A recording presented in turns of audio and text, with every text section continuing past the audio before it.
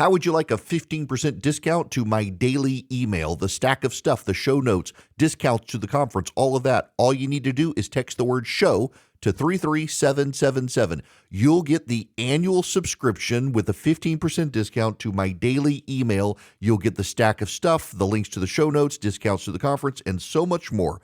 All you have to do is text the word show, SHOW, to 33777. Text show to 33777.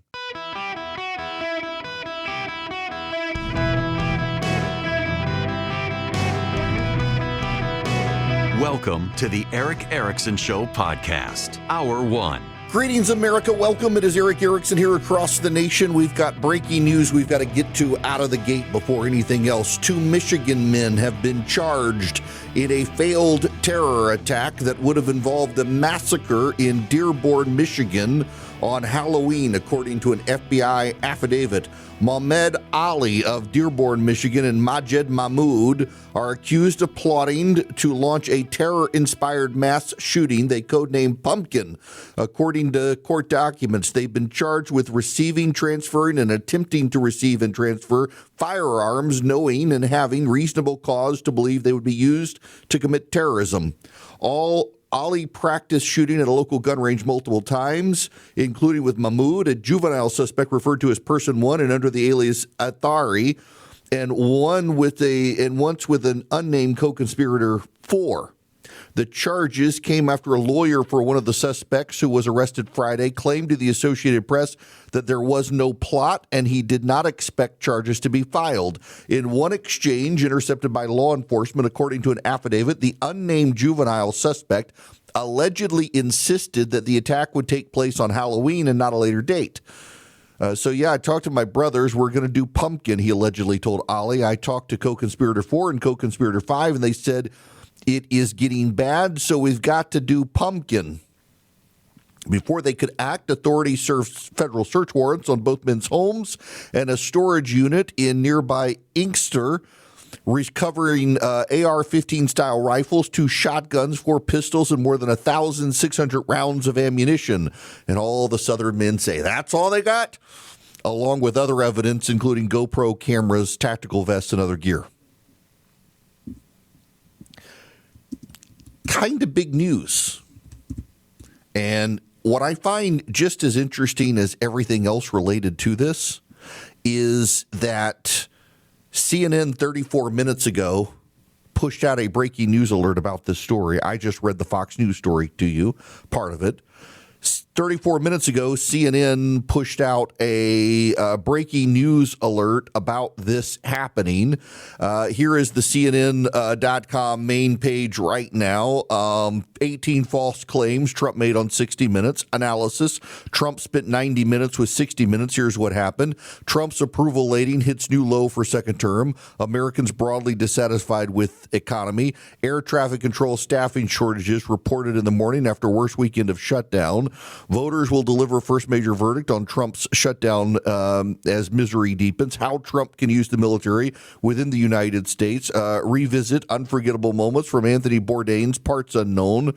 Embark on a mouth-watering journey around the world with actor Tony Shalhoub. New Orleans, soul of a city, explores the city's trials and triumphs. There is not a single thing 34 minutes after a breaking news alert from CNN on my phone. The CNN.com website had nothing but Trump derangement on it.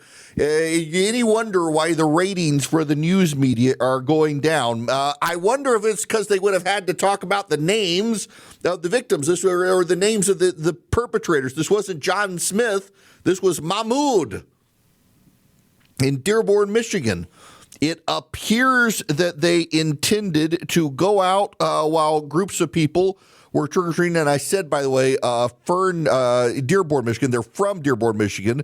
They were looking at Ferndale, Michigan, which is known for its LGBT nightlife.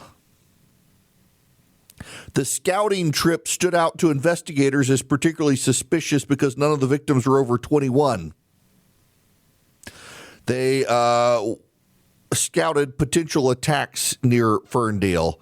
Ali and Athari, the juvenile suspect's alias, were allegedly planning to do the same thing as France, quote unquote, a reference to a November 13, 2025 ISIS attack in France that left 137 dead and more than 400 injured after gunmen and a suicide bomber launched a coordinated attack. Now, a couple of thoughts on this, and this was not where I was going to start the show today, and this news is developing, so we will move on a little bit further with this, but I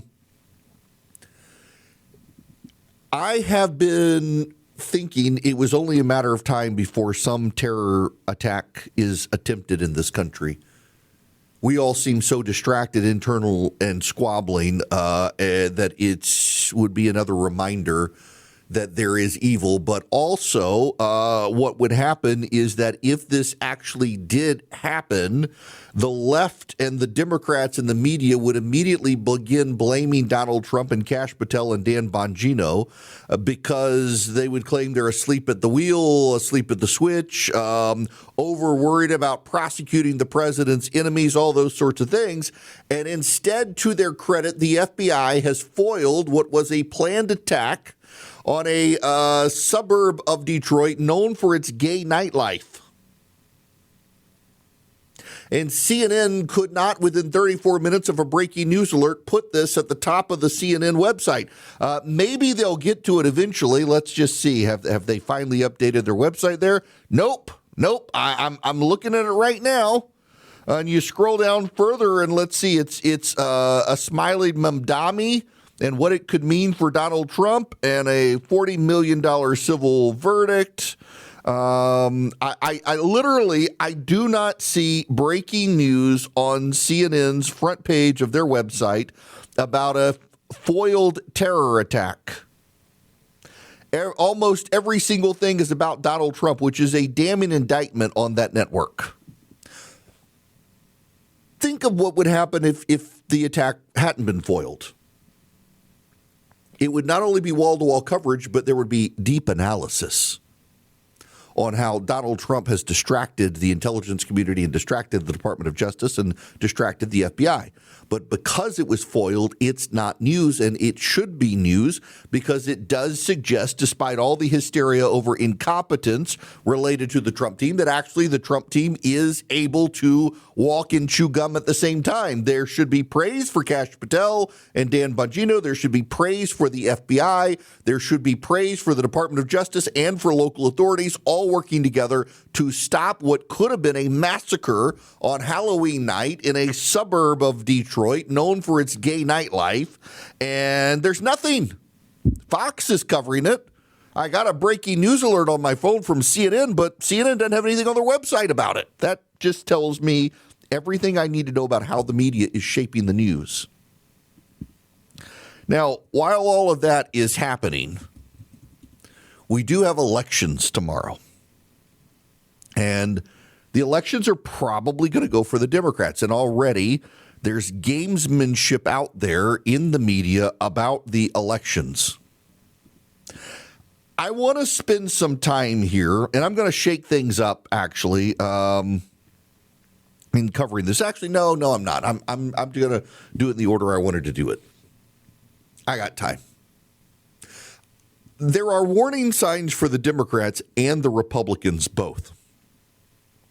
And if you will allow me without sending me hate mail, I'm going to start with the warning signs for the Democrats, and then I'm going to talk about the warning signs for the Republicans. This is from Politico, which is increasingly left of center in its coverage, and that it's in Politico and actually is a big story in Politico, is a warning sign in and of itself for the Democrats. Here's the headline: working class voters think Democrats are woke and weak, new research finds. This is a 9-month, 21-state research project. It's just the latest in a wave of projects by Democratic groups. What's notable is that this one is tied to American Bridge 21st Century. And American Bridge focuses on working class voters and also is more progressive than some of the other groups that have come out. And they've been studying the working class and the problems that the working class have relating to the Democratic Party. And guess what? It turns out, and I quote, working class voters don't see Democrats as strong or patriotic, while Republicans represent safety and strength for them. The voters can't name what Democrats stand for other than being against Donald Trump. The Democratic brand is suffering as working class voters see the party as too focused on social issues and not nearly focused enough on the economic issues that impact everyone every day. Quote, we lost people we used to get in 2024, so why did we lose them? Why don't we go ask them, says Mitch Landrieu, the co-chair of Democracy Matters and an advisor to Joe Biden. They said what they thought about us, and it was painful to hear. They feel forgotten, left out, and that their issues are not prioritized by the Democratic Party or the Republican Party. They want somebody focused first, second, and third on their economic stress. By the way, therein lies the big warning sign for the Republicans. But the biggest warning sign for the Democrats out there, no matter what happens tomorrow, and tomorrow should be good for the Democrats. Tomorrow are elections in New York City. Mamdani is going to get elected. The Republicans are probably going to lose the New Jersey governor's race, although that one's far closer than it appears, and there's a chance they could win. They're going to lose the governor's race in Virginia. They might lose the attorney general's race in Virginia, even though Jay Jones has been shown to be a sociopath. I'm hoping Jason Mayeres pulls that one out. There are real opportunities for Republicans tomorrow, but the Democrats are probably going to win. And the problem is that the Democrats are going to look at tomorrow, if they do win, and they're going to think everything is all well. And really, there's very little that is good for the Democrats right now. There's really very little that is good for the Democrats. In fact, working class voters, middle class voters, and even non-white voters are saying the Democrats are too focused on upper income white people issues, which means left-wing social issues, which means alphabet gang issues. The Democrats spend more time talking about boys and girls sports and less on the economy. And to a degree, they can't talk about the economy because everybody blames Joe Biden for the economy, although they're starting to blame Republicans. The Democratic Party is out of touch with the working class, and the Democratic Party is out of touch with the middle class. And the Democrats are spending way more time talking about weird social issues than they are economic issues, and whatever Donald Trump is for, they're against. Literally, and I've got this, and we'll get to it. You've got another massacre in Nigeria. The president has tweeted that he might just send the American military into Nigeria to save the Christians. And you know what the media and the Democrats are now doing? There's actually nothing happening in Nigeria. There are dead bodies you can see on the satellites from Sudan. There are dead bodies in Nigeria everywhere. An American missionary has been captured by ISIS in next door Niger. And the American media is like, there's not actually anything happening there. All because Donald Trump tweeted that he would take action against it.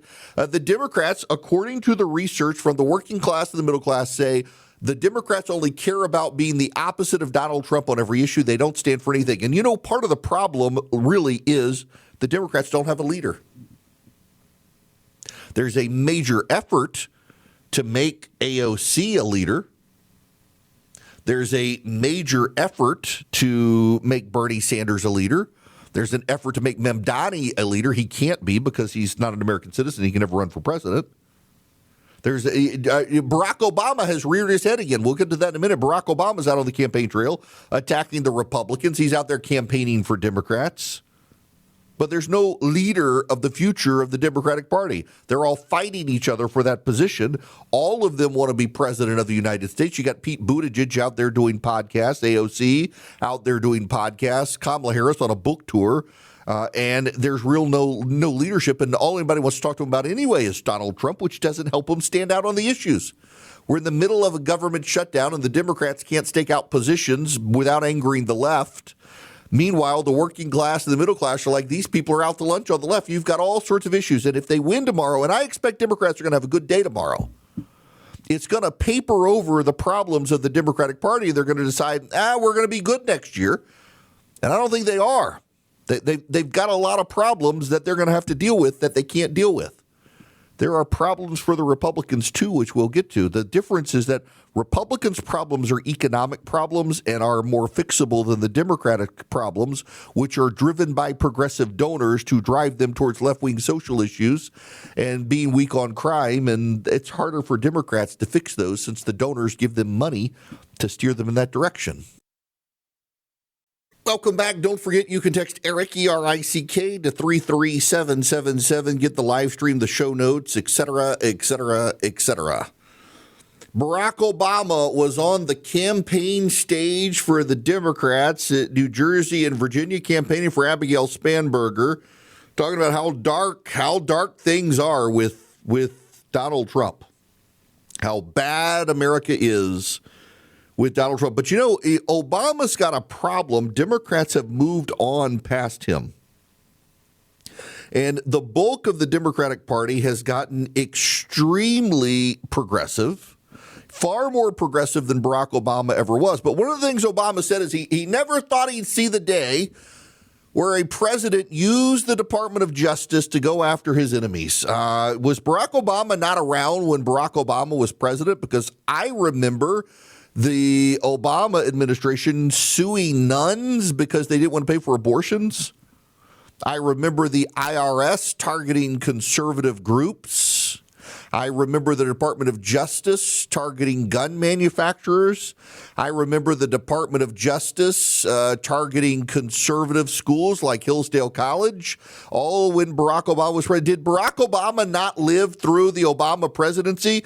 Because for him to stand up and for the American press corps to treat it as factual that he didn't use the Department of Justice against his enemies, this reminds me of that old marijuana ad that they used to play on TV back in the 80s and 90s where the dad confronted the son in bed with his box full of weed. And where did you get this, son? Where did you learn to do this? I learned it by watching you, all right? That's what the son yells back to the dad. Y'all remember that ad. That's what Republicans are doing when Barack Obama stands up and says, where did Republicans learn to do this? Where did Republicans come up with the idea of using the Department of Justice and the IRS to go after their enemies? We learned it by watching you, Barack. We learned it by watching you. You set the precedent. You just like to pretend you didn't do what you actually did, and the media always gives you a pass. I'm not saying it's right, but I'm saying we learned it by watching you. Now, let me tell you about Swiss America. They are trying to raise awareness about a secret war on cash that is out there happening, where the government is trying to steer you towards using plastic instead of using cash. And by the way, this applies to crypto as well. The government hates it when you use currency, crypto or regular currency, to be able to buy things, because then they can't tell what you're buying and they can't control you. Swiss America is warning people about the secret war on cash. You can get a copy of their report for free. It takes less than 15 minutes to read it. All you have to do is call or text my name, Eric Erickson, to 800-289-2646. Just text Eric, E-R-I-C-K, to 800-289-2646. You can get the report. Swiss America is the trusted leader in precious metals in this country, has been for 40 years. They would love to send you the report for free. 800-289-2646, or go to SwissAmerica.com/Eric, SwissAmerica.com/ERICK, or just text my name, Eric, to 800-289-2646. They'd love to give you the report completely for free. Message and data rates may apply. Hello and welcome. It is Eric Erickson here across the United States. The phone number is 877-973-7425. Should you wish to be on the program, would be absolutely delighted to have you. Don't forget to text Eric, E-R-I-C-K, to 33777. You'll get the live stream, the podcast, the show notes, and so much more. Let me go to the phones here. First, Jay, you're going to be up first today. Welcome. Thank you, Eric. How are you doing? Good. How are you? Great, thank you. I was just listening to you talk about Obama complaining that Trump is using the justice system to go after political foes, and it brought back a memory I don't hear too much about. When we were donating to the Tea Party movement, every one of my friends that did that was audited by Lois Lerner's IRS, and I don't hear that often enough, because that was the gauntlet thrown down, if you will. Yeah, I don't know that people actually appreciate the extent to what happened. And in fact, it was the Inspector General of the IRS who uncovered it and recognized that there was a problem. I just, there's a real problem. I would hope that the Inspector General of the IRS goes back and goes over all of that.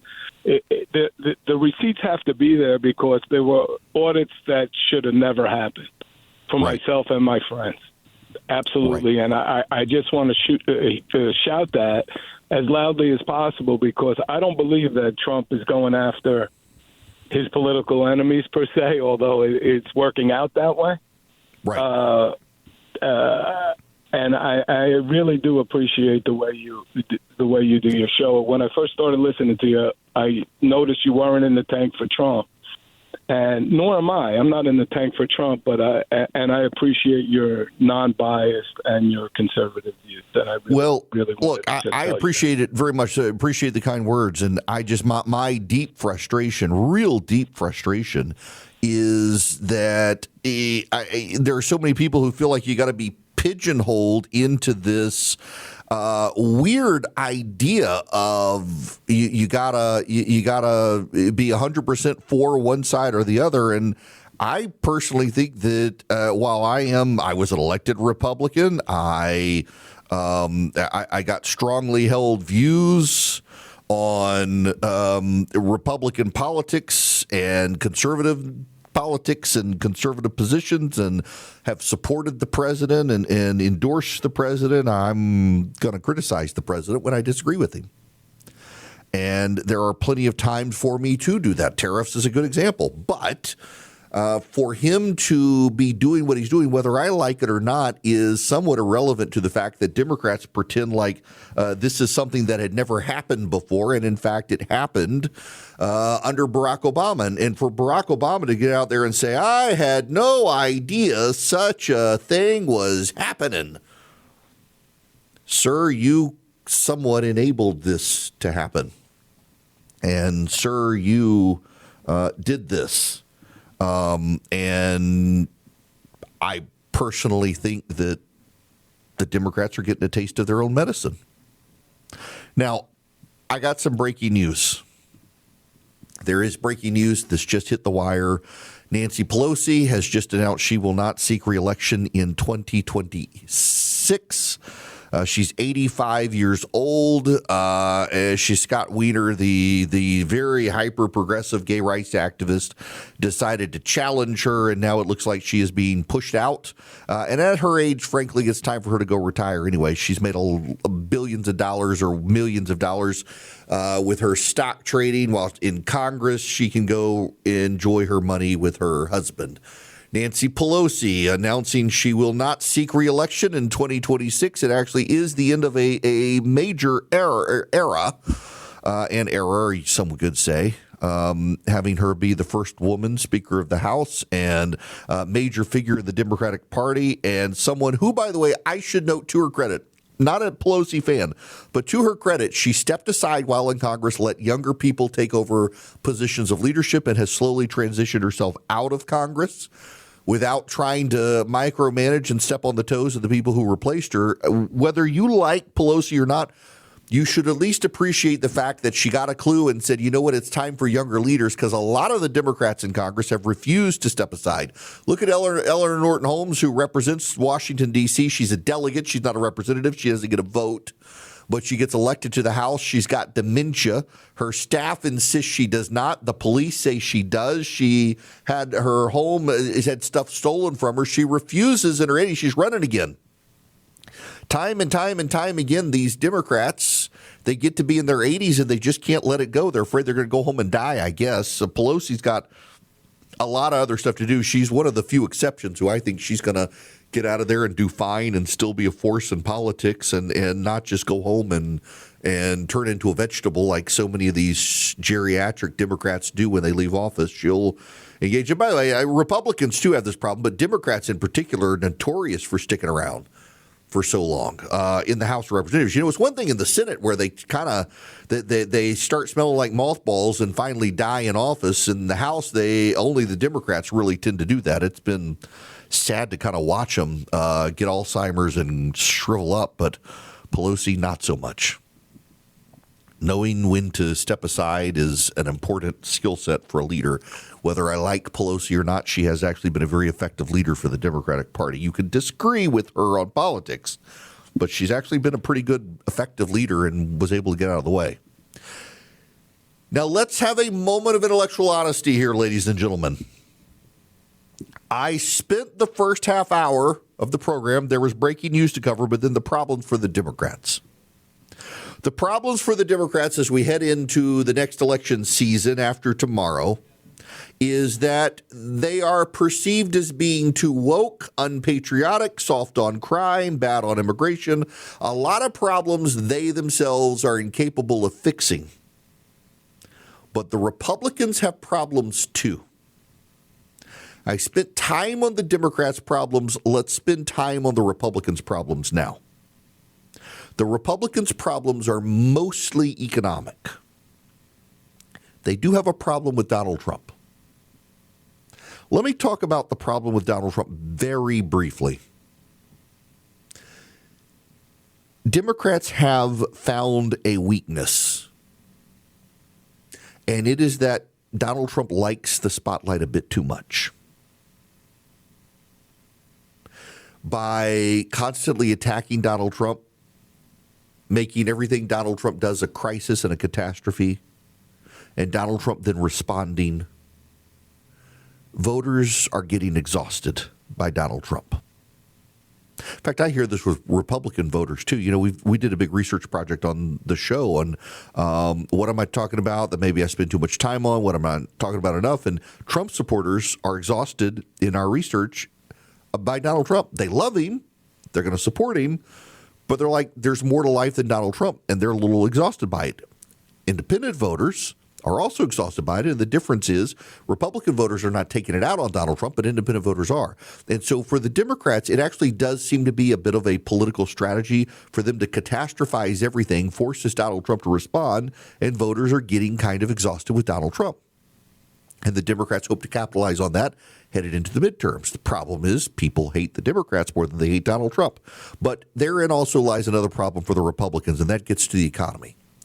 The president continues to praise tariffs, and tariffs are his least popular policy issue.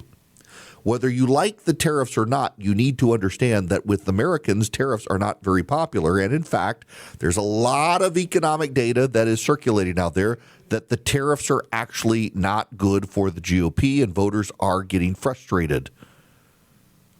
Democrats have an early lead in next year's battle for control of Congress amid an ongoing government shutdown as more voters say President Trump has not lived up to expectations on major issues that propelled him back to the White House, according to the NBC News poll. About two-thirds of registered voters say the Trump administration has fallen short on the economy and the cost of living, and a majority say he's fallen short on changing business as usual in Washington. At the same time, the Democratic Party continues to suffer from low ratings from voters as it seeks to offer an alternative. Now, here's the thing. You can say it's NBC News, but as I always tell you, if you're a longtime listener, take the polling averages.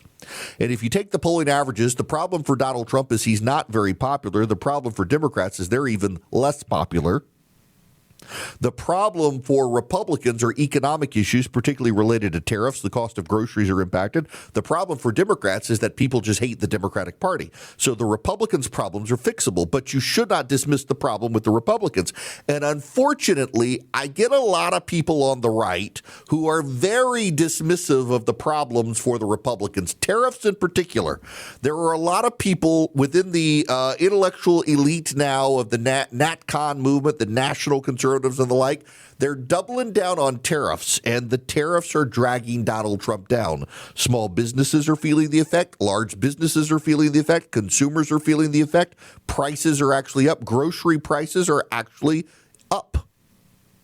People are feeling the pinch when they go shopping right now. Gas prices may be down, and they've helped Donald Trump, but prices at the grocery store have gone up, and that's a real problem because the president only major economic change people perceive is the tariffs.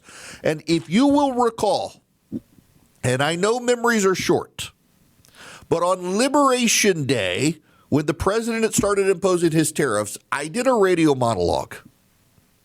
And I said at the time, whether the tariffs are good or bad does not matter.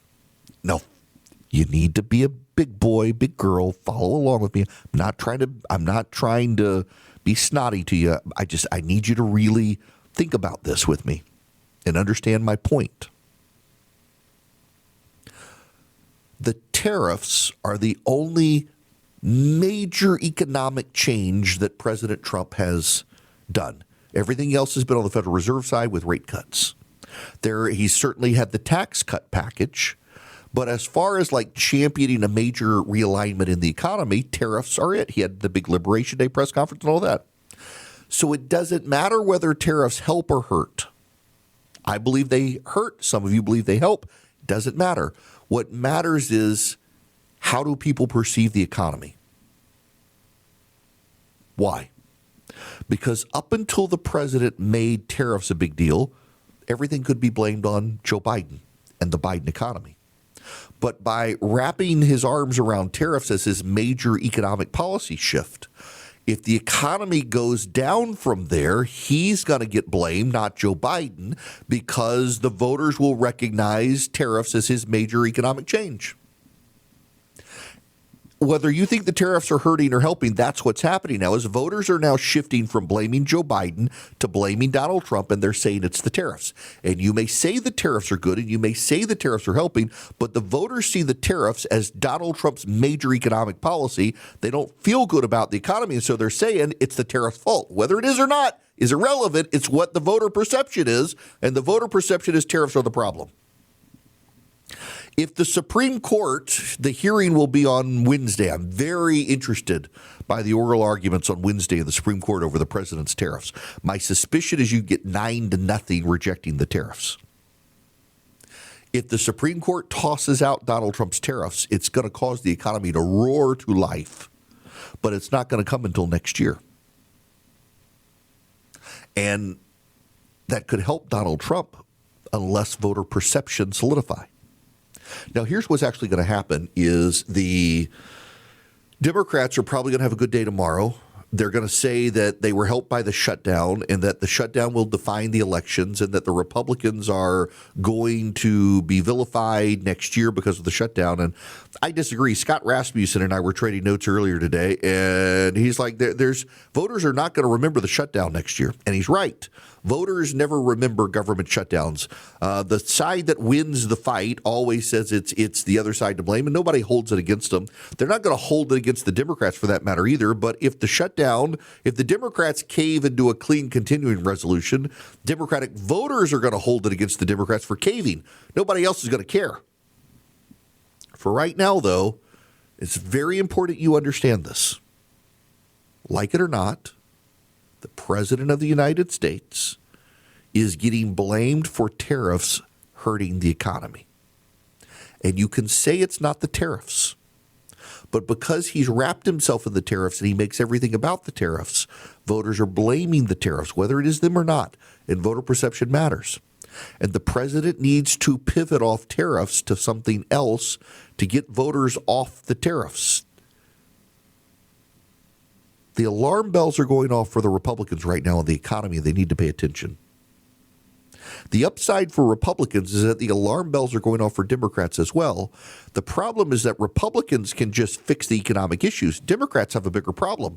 People hate the Democratic Party, and the way the Democrats have chosen to fix themselves is to double down on all the parts of the party that the public hates, which isn't a solution at all. Hello, welcome. It is Eric Erickson here. Glad to have you with me. The phone number, 877-973-7425. Y'all, did you see the video of Donald Trump at Halloween? He put the Hershey bar on top of the kid with the marshmallow head on and called him a s'mores. So, listen, I don't think there's enough coverage about this. And the Democrats get mad at you when you talk about it and say, oh, you're just fluffing up Donald Trump. No. We just went through 4 years of a geriatric 80-year-old president who, if he went up a flight of stairs, he had to spend a week on the beach in Delaware to recover. Donald Trump flew to Asia, went to like 5 countries, came back in time for trick-or-treating at the White House, and was out there passing out candy. And this one kid comes up to him wearing a big marshmallow head. Marshmallow's a DJ. Don't have to go into it. My kid went as 1 year. But anyway, the kid comes up, got a big marshmallow head on. Donald Trump puts a Hershey bar on his head and calls him a s'mores. Handing out the candy at the White House. By the way, he did this last time he was in the White House, too, putting candy on top of kids' heads just to mess with them. I thought it was very funny. I just think it's very, very notable that we had 4 years of Joe Biden and the Democrats were obsessed about not saying a single word about his condition. And now Donald Trump is president. If he trips over his words, you're like, I think he's got dementia.